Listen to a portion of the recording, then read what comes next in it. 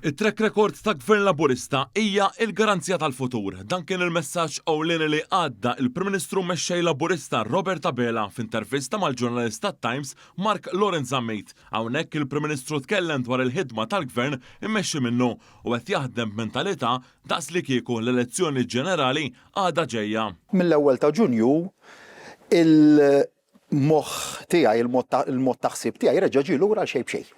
U tlaqna naħdmu f'din il-leġislatura daqs li kieku l-elezzjoni ġenerali għadha ġejja, ġifieri bl-istess ritmu illi konna qegħdin nikkampanjaw fih, nara n-nies ta' kuljum, nilqa' lin-nies ta' kuljum, naħdmu sigħat twal u kif qed nagħmel jien qed jagħmlu l-Ministri kollha l-grupp parlamentari wkoll, jiġifieri għalija għandna leġislatura li għandna manifest ambizzjuż ħafna u determinat li dak il-manifest iwettquh kollu. Dr. Abela qal li ma jifhimx kif il-kap tal-Oppożizzjoni qal li se jerbaħ l-elezzjoni f'xahar tilef b'22,000 vot u l-Partit Nazzjonalista qed jaġixxi daqs li kieku rebaħ l-elezzjoni ġenerali.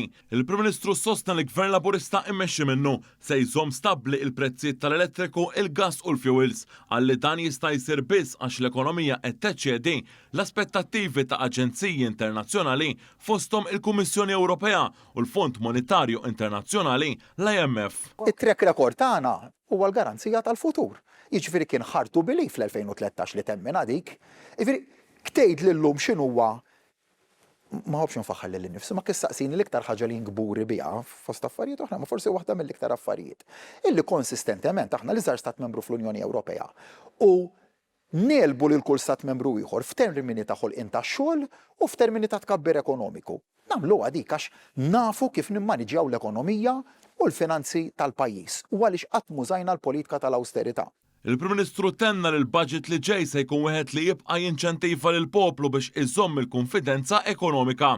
Hawnhekk elenka miżuri importanti li se jitwettqu fosthom is-super bonus ta' €1,000 lil kull min jaħdem u anke il-ħlas ta' terapija għal dawk it-tfal b'kundizzjonijiet neurodiverġenti. Sattant il-Prim Ministru semma kif dwar ir-riforma tal-appelli bħalissa għaddej proċess ta' konsultazzjoni mal-imsieba soċjali. Dr. Abela semma kif l-abbozz ta' din ir-riforma se jitressa quddiem il-Parlament fl-ewwel mittjum ta' din il-leġislatura.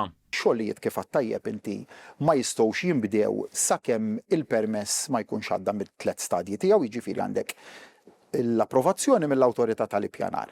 Imbagħad l-istadju ta' kontestazzjoni quddiem l-PRT, u mbagħad l-aħħar stadju ta' kontestazzjoni quddiem il-Qorti tal-Appell. F'din l-intervista il-Prim Ministru spjega li dawn it-tliet stadji jridu jingħalqu kollha kemm huma fis minn fis b'dan se jkun iqsar fl-interess ta' kulħadd. Dan filwaqt li jekk it-Tribunal jew il-Qorti tal-Appell iwaqqgħu permess li tkun ħarġet l-awtorità tal-ippjanar, l-ispejjeż iridu jiġu rifużi lill-applikant.